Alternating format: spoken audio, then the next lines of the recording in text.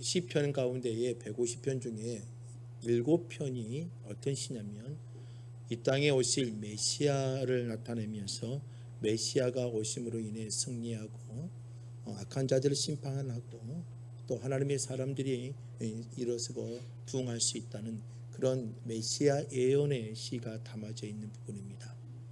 그 중에 하나가 오늘 110편의 말씀이지요.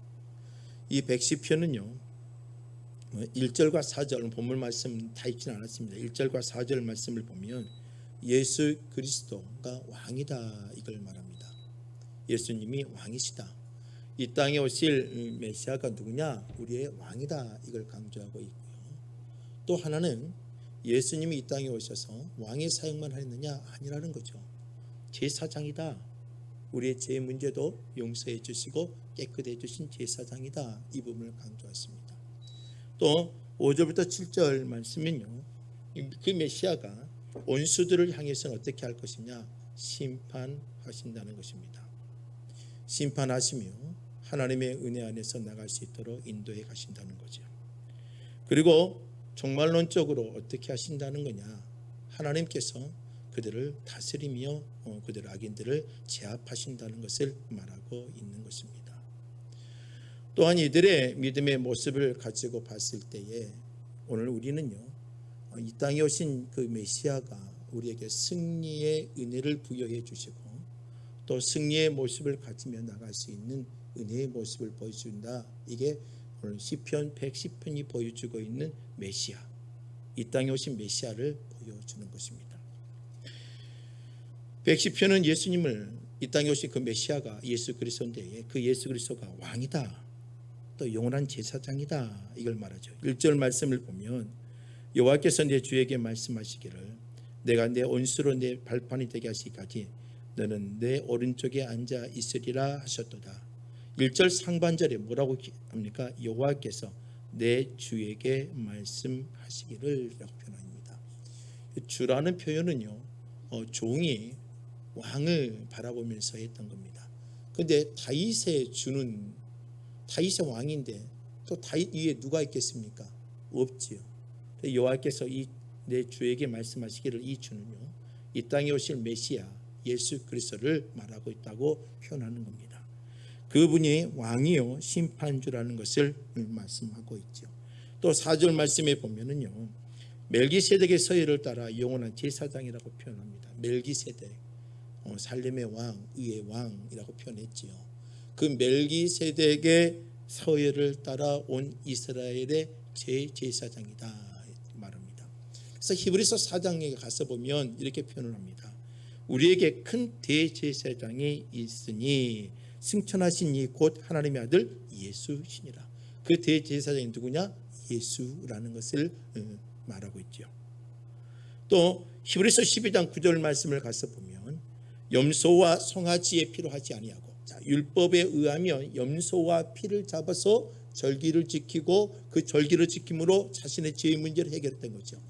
염소와 피로 하지 아니하고 이 땅에 오신 제사장의 역할을 감당하는 메시아는 그 염소와 피와 같은 존재가 아니라는 것을 설명하는 겁니다. 그러면서 뭐라고 말했느냐? 오직 자기의 피로, 쉽게 말하면 십자가의 보혈의 피를 말하는 거겠지요. 영원한 속죄를 이루사 단번에 성소에 들어가셨느니라. 그래서 우리에게 하나님의 구원의 은혜를 허락해 주셨다는 것입니다. 그리고 그 땅에 오신 이 메시아가 어떤 일을 감당하냐면 1절의 말씀을 보다시피 온수들로 내 발판이 되게 하시겠고, 온수를 발로 밟겠다는 거죠. 그대로 발판으로 삼면서 완벽한 승리하겠다는 것을 말해주고 있습니다.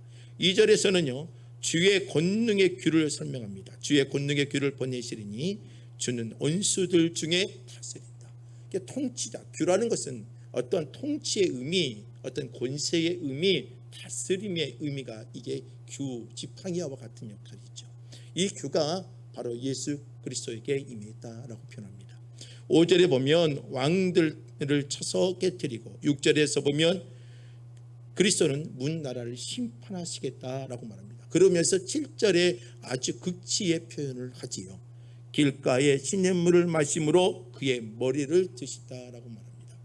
길가에 시냇물을 마시며, 자, 지금의 전쟁은요 뭐 여러분들 뭐 거의 컴퓨터화돼 있어서 과거에 비하면 어떻게 보면 막 사람들이 막 한 게 아니라 아주 정확한 지점을 타격해서 상대방의 어떤 전투력을 아주 힘없게 만들고 아주 그런 기술들이 발달되어 있죠. 뭐 드론도 돼 있고 심지어 드론이 어떤 전투적인 어떠한 임무까지 감당하는 시대가 되었으니까 거의 뭐 오락과 같은 게임과 같은 어떤 현실이 우리의 눈앞에 벌어지고 있는 것 아닙니까? 그러나 과거에 지금 이 이스라엘의 배경의 그 전쟁은요, 수많은 사람들이 가서 많은 사람들을 싸워야 됩니다. 또 많은 사람들과 전쟁을 거해야 되는 겁니다. 그러면서 싸우면서 다투면서 힘들고 체력의 어떤 안배가 필요하는 거죠.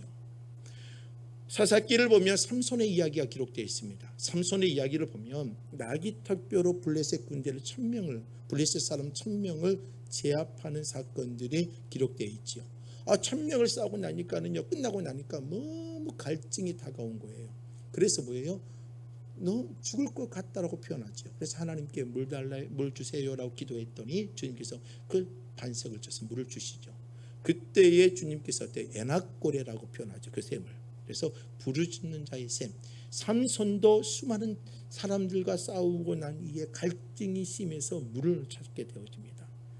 그런 물을 찾는 이유는요, 승리의 마지막의 한 장면이거든요. 수많은 사람들이 전쟁에 나가서 마지막 그 전쟁을 끝나고 나면 그 길가에 있는 시냇물에 물을 마시며 그 물을 마시고 나면 고개를 들고 승리의 여유를 만끽했던 장면이 바로 시냇물을 마시는 장면이고 고개를 드는 장면입니다. 그런데 7절 말씀을 보니까 뭐라고 되어 있습니까?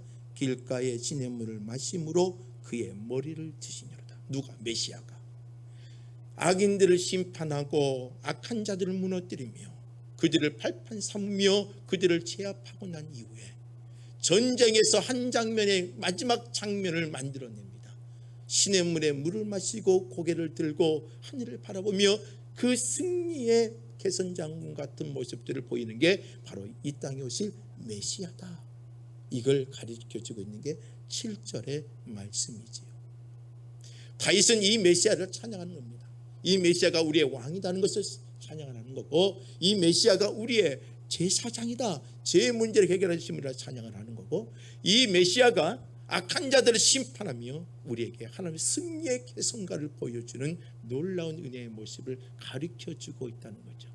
이게 바로 시편 110편의 스토리들입니다. 그러면서 3절 말씀에 뭐라고 되어 있습니까? 주의 권능의 날에 주의 백성이 거룩한 옷을 입고 즐거이 헌신하니 새벽 이슬 같은 주의 청년들이 주께 나오도다. 그 메시아께서 이렇게 왕으로 오셨고 제사장의 역할을 감당하며 악인들을 무너뜨리지만 그 메시아를 통해서 어떤 일을 결과적으로 만들어내냐? 주께서 나오는 새벽 이슬 같은 청년들을 하나님께서 허락하신다는 겁니다. 이게 하나님의 은혜지요. 왜 청년들이라면은 막 혈기왕성한 그런 청년을 말하는 게 아니라 주께 나오는 이슬 같은 그들이 어떻게 보면 연약하지만 강건함을 소유하고 힘 있는 자들이라는 거지요. 이게 어디에서 나오는 거예요? 이 땅에 오신 메시아를 통하여 나오는 이슬 같은 인이라는 겁니다. 자, 우리는 저번 주에 창립 기념주의를 맞이해서 시원케 하는 성도가 되십시다. 여러분들 가정에서 시원케 하는 성도, 부모가 되어주고 여러분 일터에서 일하는 여러분들 직장에서 사람들을 시원케 하는 일터에 일하는 사람들이 되십시다. 이야기를 드렸습니다. 오늘은요, 이어서 어떤 이야기를 드리려고 하냐면 이슬 같은 청년들이 되십시오. 어떤요? 주께 나오는 이슬 같은 청년. 우리가 15년 되어졌어요. 뭐 앞으로 20년, 30년의 역사를 써야 되겠지요. 우리가 15년의 뒤를 돌아보세요. 우리가 15년을 시작해 오면서 어땠습니까? 첫 발판부터 지금까지 오직 줄기차게 할렐루야에 치며 기뻐하며 어찌할까 모르게 달려왔습니까? 그렇진 않아요. 그 안에 슬픔도 있었고 분노도 있었고 싸움도 있었고 갈등도 있었고 그 안에 많은 어려움도 있었고 고통스러운 시간이 다 있었어요. 그런데 보세요. 그 어려움을 이겨내고 이 공동체가 무너졌느냐? 그렇진 않아요. 여러분들 가정을 보세요. 결혼해서 살아가기 시작합니다. 단칸방에서 시작했고요. 얼마나 서로 살아가면서 시간을 보내면서 얼마나 답답하고 힘든 과정을 겪습니까? 서로 부부싸움도 합니다. 언제는 막 부부싸움이 너무나 심해져서 막 물건도 던지기도 하고 얼마나 막 악을 쓰기도 하고 헤어져 하면서 막 난리가 아니고 이런 것을 치잖아요. 또 자녀를 낳았어요. 애들을 키우다 보면 힘들고 어렵고 또 싸움도 생겨요. 그리고 고통스럽고 경제적인 어려움도 한파도 다가와요. 그런 어려움을 겪어내고 가정들 어때요? 20년 30년을 버텨와요. 그렇지만 어떻게 보면 살얼음 판을 걸어가는 것처럼 보이지만 그러나 그 안을 지켜내고 있는 것들을 보면 어때요? 교회의 모습과도 비슷하지 않아요? 그런데 교회는요, 하나님의 사랑이 존재하기 때문에 견디는 겁니다. 여러분 부부들 가운데 보면 우리는 정으로 산다 그런 말 하지 마세요. 죽을 때까지 뭘로 살아야 돼요? 사랑으로 살아야 돼요. 30년 살았으니까 역군의 용사다 하면서 서로의 불굴에 의지하며 이제는 우리의 그렇게 하지 마시고요. 우리는 사랑으로 살아야 돼요. 언제까지요? 숨이 넘어가는 그 순간까지 사랑으로 사는 존재들이에요. 그게 없으면 견디기가 쉽지 않아요. 저는 주님과 함께 24시간도 보냈지만 우리 아내와 함께도 24시간을 보냅니다. 집에서도 신방을 다니면서도 아침에 눈을 떠서 사역을 현장에서도 우리 아내와 함께 다닙니다. 그래서 다른 목사님들은 물어보죠. 야, 그게 가능해? 가능하냐 물어봅니다.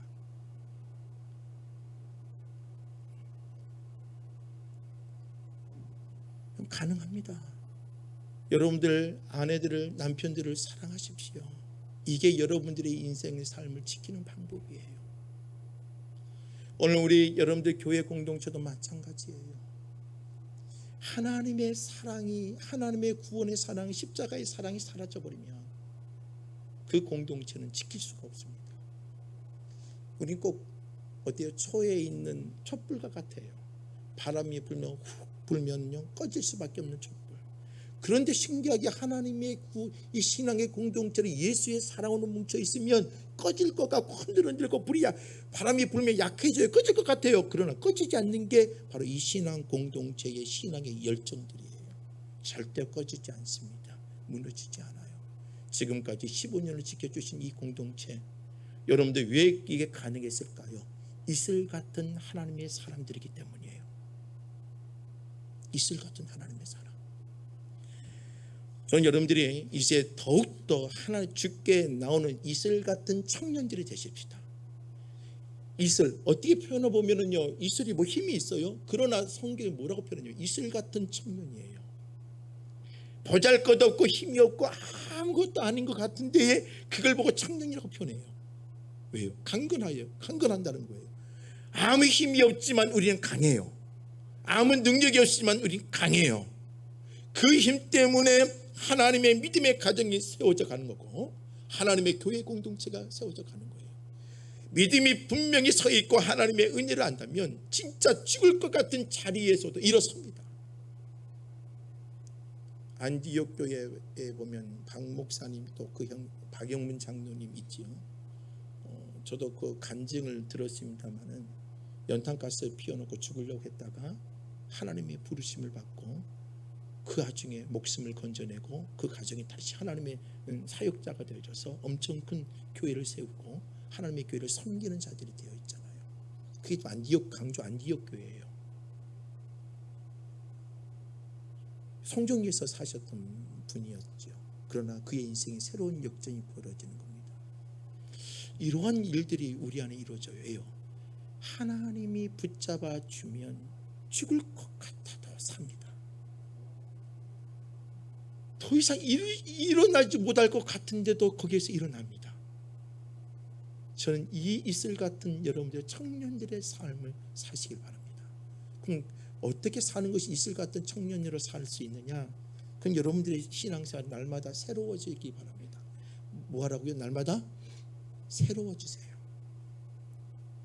여러분들 날마다 새로워져야 됩니다. 교회 올 때마다 새로워져야 되고 날마다 드리는 예배가 새로워져야 되고 찬양성이 날마다 새로워져야 되고 우리는요 가장 무서운 게 뭐냐면 매너리즘이에요.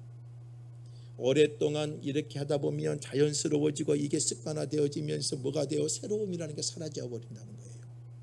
그렇다가 그 순간에는 우리의 신앙은 무너질 수밖에 없죠. 오늘 저와 여러분들 오늘 분명히 말씀을 드립니다.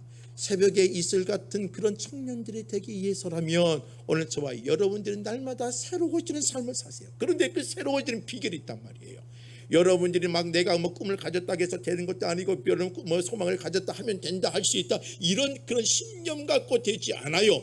오늘 우리가 진짜 습관적인 신앙에서 벗어나야 돼요. 그러니까 제가 여러분들에게 말씀을 드리잖아요. 신앙도 습관화되면 큰일 납니다. 영적인 습관을 만들라고 하죠. 그런데 이 영적인 습관이 되어져 버리면은요 나중에 안 돼요. 습관을 통해서 뭘 이루어야 되느냐, 날마다 새로워지는 신앙의 삶을 살아야 되는 거예요. 여러분들 매일 밥을 먹잖아요. 저는 된장국 1년에 365일 줘도 좋아요. 왜요? 먹을 때마다 새롭고 된장국은요 시원한 냉장고에다 넣어놓고 그 시원한 냉장고에다 밥 한 숟가락 찬바람 몰아서 그 먹는 그 맛이 여러분들 진짜 일품이에요. 저는 365일 먹어도 질리지 않아요. 왜요? 배가 고파서 먹으니까요. 왜? 우리는 뭐 조금만 몇 개 먹으면 질린다고 표현하잖아요. 여러분 안 질려요. 배고파 보세요. 질린 것도 없어요. 그냥 한 것 찍어 먹게 돼 있지. 오늘 우리에게 필요한 게 뭐냐면 영적인 갈급함이에요. 자, 시편 104편 30절 말씀을 보면은요 주의 영을 보내요. 자, 주의 영을 보낸다고 표현합니다. 그리고 그 주의 영을 보내 뭐라고 표현하냐면 그들을 창조하사, 창조라는 말을 썼어요. 영을 보내주는데요 그들을 창조한대요. 그 창조하는 것은 다시 개편한다는 말이에요. 생각을 개편하고 삶을 개편하고 관점을 개편하고 모든 것을 전부 다 바꿔낸다는 거죠. 주의 영이 임하니까 무슨 일이 벌어져요? 개편이 되어진다는 거예요. 그랬더니 뭐예요? 지면을 새롭게 하신다고 되어 있어요. 창조하고 그 지면을 뭐한다? 새롭게. 뭐가요? 주의 영이. 목회자도 마찬가지고 오늘 저와 여러분의 성도 예배드린 성도도 마찬가지예요. 오늘 우리에게 필요한 게 뭐냐면 하나님의 이슬 같은 청년이 되기 위해서는 뭐냐면 주의 영을 통하여 내 삶이 창조가 되어지고 내 삶이 터전이 다시 한번 아름답게 새롭게 될 수 있는 그런 하나님의 영의 갈급함과 성령의 충만함들이 누릴 수 있기를 주의 이름으로 부탁드립니다. 성령이 임하면은요 이스라엘 백성의 무저 초대교회 예수의 제자들이 강해졌습니다. 지혜로워졌습니다. 담대해졌습니다. 창조적인 지성을 가지며 그들이요 흩어져도 하나님의 말씀을 전합니다. 어때요? 그들이 예수의 십자가를 지기 전에는 도망쳐 버렸습니다. 그러나 부활하신 예수를 만나고 성령의 충만한 그들의 삶의 모습은 뭐예요? 매일매일 새로운 겁니다. 하나님과 통해가니까 그들의 삶이 달라지는 거죠. 여러분들 내가 새벽에 이슬 같은 존재가 되게 된다면 바로 여러분들의 삶이 매일매일 새로워진다면 그게 가능합니다. 여러분들 또 뭐냐면 내가 이슬 같은 청년의 모습을 되기 위해서 뭐가 필요하냐면 좀 생명을 주는 신앙의 삶을 살아야 돼요. 무엇을요? 생명을 주는 신앙의 생활. 생명을, 여러분 감정을 전달하는 자가 되지 마세요. 내가 분노하면 분노의 감정을 전달하는 자, 내가 미움이 있으면 미움을 감정을 전달하는 자, 내가 시기가 있으면 시기의 감정을 전달하는 자, 그런 자가 되지 마세요. 생명을 전달하는 자가 되셔야 돼요. 여러분 110편 133편 3절 말씀을 보니까는요 홀몬의 이슬이 어디로 가냐면 시온의 산들에 내림 같아요. 홀몬의 이슬이 내려서 시온의 산들을 메우고 산들이 흘러 들어가서 그들이 뭐가 됐냐면 거기에서 여호와께서 복을 명령하셨는데에 그 복이 뭐냐? 영생이라고 표현하고 있습니다. 다시 말해 하나님의 복음의 은혜가 쏟아져 하나님의 백성들에게 흘러들어가 그 흘러들어간 그 말씀들의 영향이 뭐냐면 그게 바로 생명이라는 거죠. 영생이라는 거예요. 오늘 여러분들이 이슬 같은 청년의 삶이고 죽게 나오는 이슬 같은 청년의 모습이 되기 위해서는 뭐냐면 여러분들은 매일매일 생명을 줄 수 있는 그러한 삶을 살아가는 주의 백성들이 되셔야 되는 것입니다. 또 세 번째로는 뭐가 필요하냐면 연합이에요. 내가 진짜 죽게 나오는 새벽에 이슬 같은 존재인가? 봤더니 뭐가 필요해요? 연합이에요. 연합. 이슬 방울 하나 가지고는 안 되지요. 근데 성경에 뭐라고 했어요? 우리 이슬 같은 청년이라고 이슬이라 표현했습니다. 이슬은 하나가 안 됩니다. 그럼 이슬이 마여서 물이 되어 물방울이 되어서 물방울이 되어서 물이 되어서 거센 엄청난 힘을 만들어야 되죠. 이게 뭐예요? 연합이에요. 여러분들 교회는 연합입니다. 성도도 연합입니다. 여러분들 사단은요 이 연합된 것들을 무너뜨리려고 얼마나 희생합니까? 관계를 무너뜨리고 목사와 성도의 관계를 무너뜨리고 성도와 성도의 관계를 무너뜨리며 얼마나 힘들게 합니까? 그렇게 해서 교회 공동체를 무너뜨리고 신앙의 성도를 무너뜨립니다. 그래서 이슬 같은 청년의 삶을 살지 못하도록 막는 거지요. 여러분들 연합이라는 것은 우리에게 매우 중요합니다. 시편 133편을 보면 보라 형제가 연합하여 동거하며 어찌 그리 선하고 아름다운지요 라고 되어 있습니다. 자, 이 시편 133편의 배경은요, 자, 블레셋의 홈리와 비느하스가 언약궤를 뺏겨버렸어요. 그리고 나서 그게 어때요? 블레셋 그 자기의 산당에 막 갖다 놨더니 야, 자기 신들이 막 무너지고 뭐 떨어지고 난리가 났어요. 그러니까 안 되겠다. 야, 이거 언약궤 돌려주죠. 근데 그게 쉽게 이스라엘 다윗성에 들어오지는 못하지요. 기란 여아림에 있다가 20년 만에 다윗성에 들어오게 됩니다. 그걸 보고 성도들이 기뻐하며 어찌할 줄 모르며 찬양하며 경배하는 거예요. 근데 그때 그 모습이 뭐예요? 그 모습을 보고 다윗이 시편 133편을 기록하게 된 거예요. 보라 형제가 연합하여, 이 형제란 말은요 가족을 말하는 게 아니라 동족이에요. 이스라엘이 언약 중심으로 연합하여 그들이 동거하는 모습이 얼마나 찬미하고 찬란한 모습이 얼마나 귀하느냐, 이 모습을 보고 그가 기뻐하며 찬시했던 시가 133편이에요.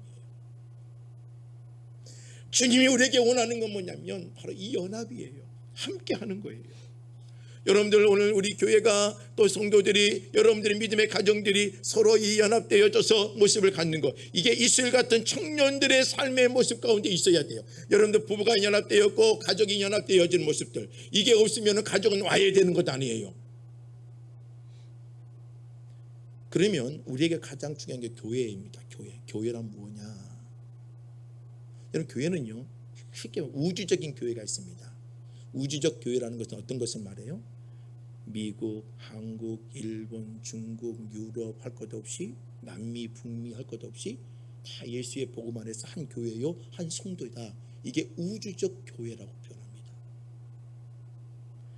그리고 뭐예요? 우리는 지금 이제 어디 소속되어 있어요? 지교회지요. 지역교회, 쉽게 말하면 지교회지요. 행복한 교회 안에 소속되어 있습니다. 그런데 우리는 범우주적 교회도 상당하게 관심을 가져야 돼요. 그런데 뭐가 있냐면 가면 갈수록 지역교회가 무너지고 범우주적 교회만 생각하면서 신앙생활하며 개인주의적 성향으로 빠져버리는 신앙을 갖게 하는 거죠. 이게 바로 사단의 전략인 거죠. 그러니까 어떤 사람들도 교회 안에서 일을 하지 않고 뭐예요? 선교단체에서 막 대외적으로 활동하는 사람들 있죠.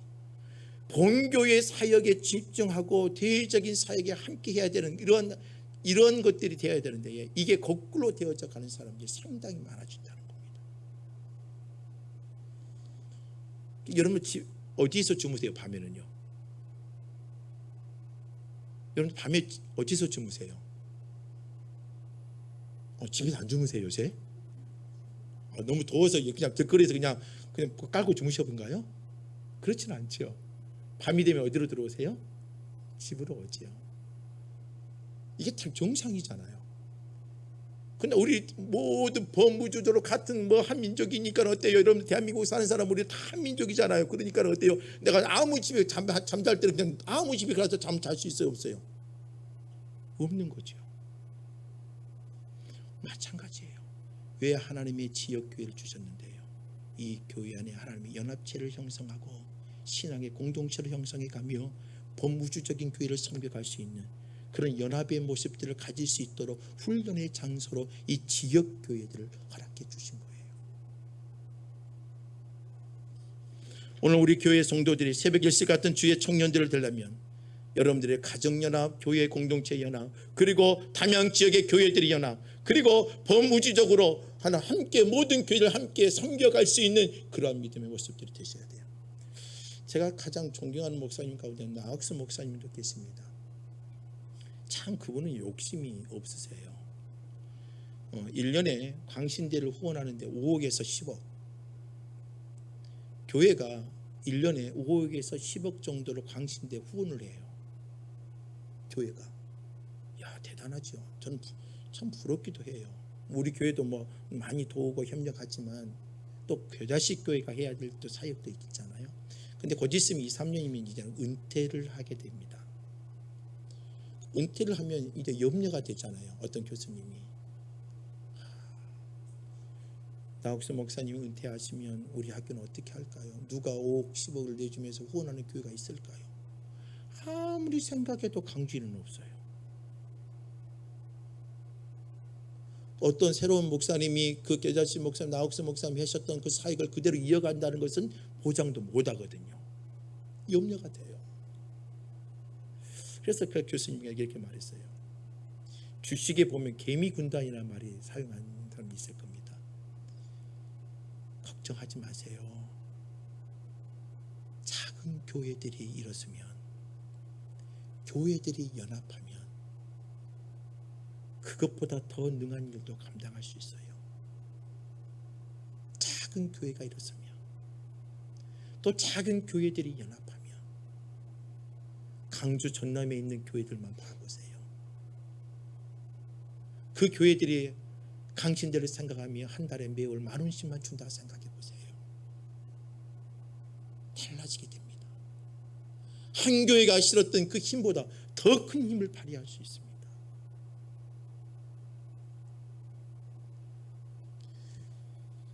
죽게 나와 있는 새벽 이슬 같은 주의 청년들은요, 바로 하나님의 일을 위해서라면 물불을 가리지 않고 연합한다는 거예요. 이게 바로 그래서 강함이에요. 그래서 청년이에요.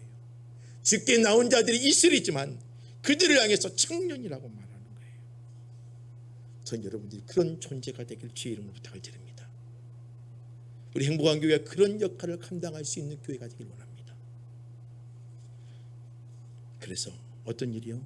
여러분들의 더욱더 힘찬 어떤 강건함의 모습들을 회복할 수 있는 이슬이 되시기를 주의 이름으로 부탁을 드립니다. 요한일서 2장 14절 말씀을 가서 보면, 청년들아 내가 너에게 쓴 것은 너희가 강하고 라고 되어 있습니다. 자, 청년들 향해서 말하는 거예요. 야, 내가 이것을 쓴 이유가 뭔지 아느냐? 사도 요한이 이걸 왜 썼는지 아느냐? 너희 강하라고 쓰는 거야. 근데 이 강함의 비결이 어디 있는지 아느냐? 말씀이 너희 안에 거하시며 너희가 휴강한 자를 이겼다. 너희들이 휴강한 자를 이기는 데에 너희들이 강해져야 될 거 아니냐? 근데 그 이길 수 있다는 거예요. 무엇으로? 네 안에 말씀이 거함으로 말이야. 말씀이 뭐예요?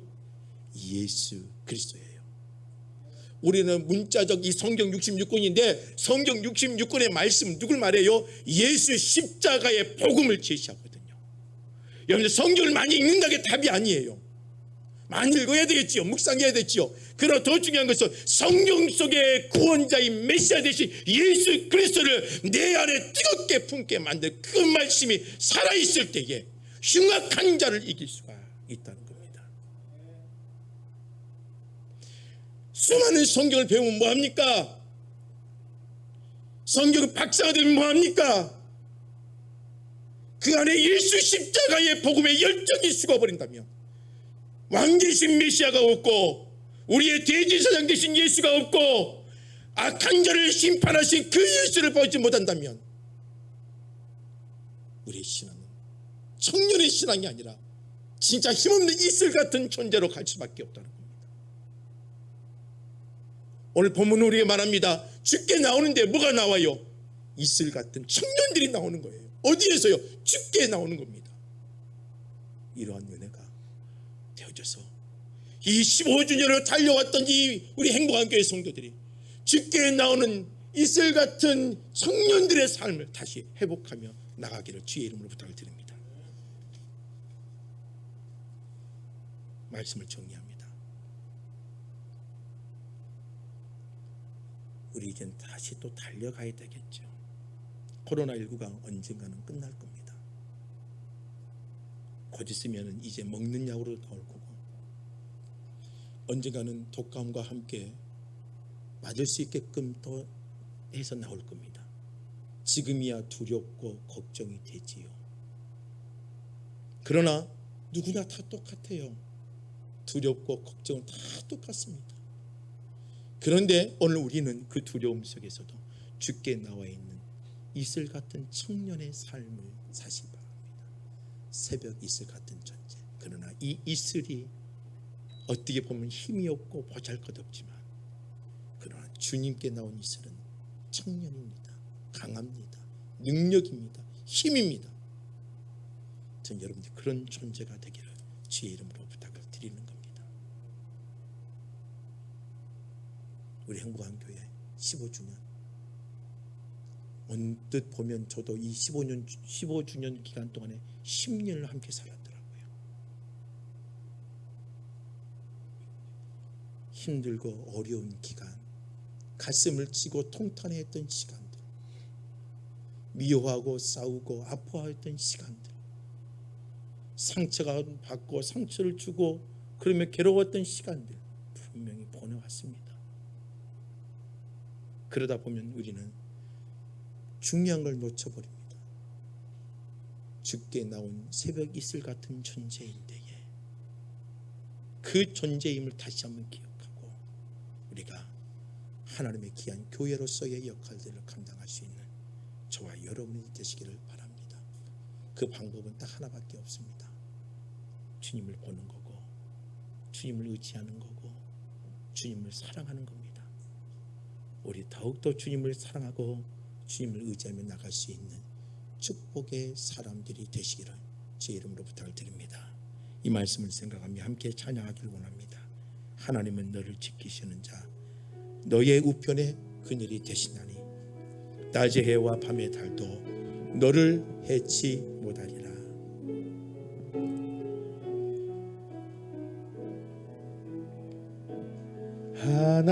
하나님은 너를 지키시는 자, 너의 우편에 그늘 되시니 낮의 해와 밤의 달도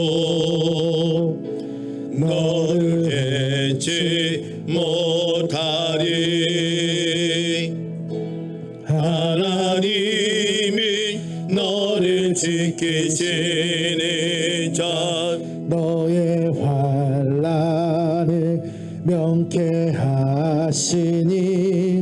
그가 너를 도우시리라. 너의 출입을 지키시리라. 눈을 들어 산을 보아라. 너의 도인 어디서 오나. 천지 지으신 너를 만드신 여호와께로 눈을 들어 주를 보라. 눈을 들어 산을 보아라. 너의 도인 어디서 오나. 천지 지으신 너를 만드신 여호와께로다.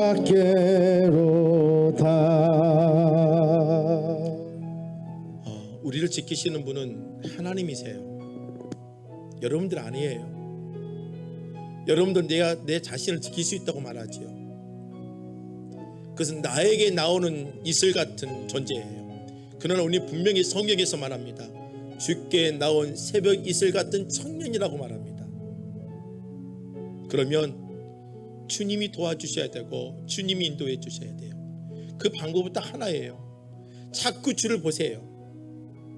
매 순간마다 주를 보세요. 그러면 주님이 여러분들을 지키시고 보호해 주실 거예요. 그 은혜가 여러분들 안에 충만하기를 원합니다. 그 은혜를 달라고 이 시간 우리 조만한 목소리로 함께 기도하기를 원합니다. 기도합니다. 아버지 하나님, 하나님 아버지 주님,